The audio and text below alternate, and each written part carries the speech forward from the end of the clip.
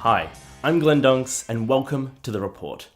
Besides the more than 1,500 classic Aussie movies that Ozflix will feature, there are hundreds more new films that have barely or never seen the light of day.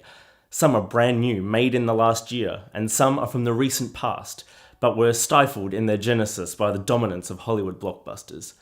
Many of them come from young filmmakers and are exciting and energetic interpretations of well-loved genres. We're going to bring these films to you too. This week we spoke to two filmmakers whose sci-fi offerings are starting to get traction not only around Australia, but in other parts of the world too. Producer Enzo Tedeschi, whose first feature film, The Tunnel, has had more than 15 million downloads globally, and has recently launched Airlock, initially a web series, but now a feature-length movie. There were a lot of people on this ship before the crew had their way with them. We paid them for passage by the time we jumped. They were all strung out, high on something. Get away from me! Don't come any closer! Rob, you're away! When they were done playing with us, they turned on each other, one by one. Now we have a common enemy. And together we will find a place to be whole again. What would you do to keep your family alive?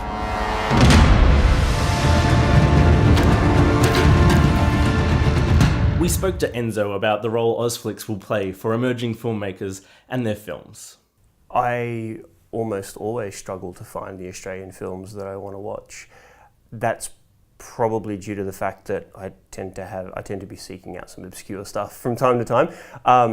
But I don't think that that's been anything. I don't feel like that's changed even from the days of DVD or VHS. Like I would always have trouble finding, especially you hit the 70s or the 80s, and there's a few big banner poster child films that everybody knows, and you can find them everywhere.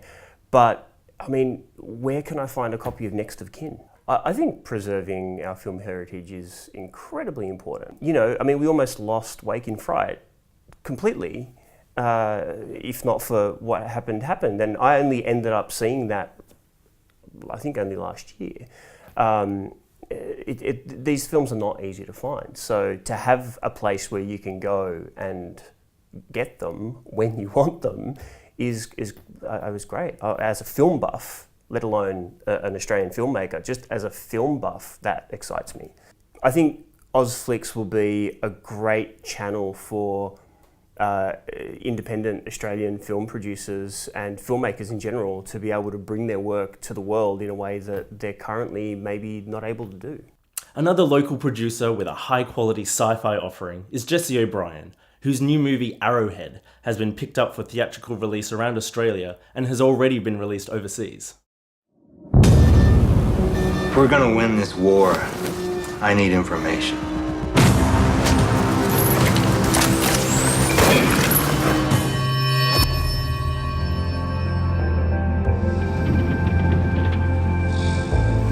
Welcome, guest. What is your name?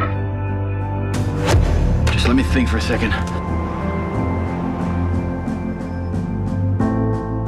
I remember you. You don't know me. You don't know anything about me. I'm not getting off this planet.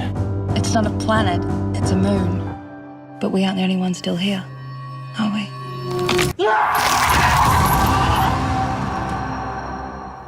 Jessie spoke to Ozflix about our new streaming service and his take on current independent film production in Australia.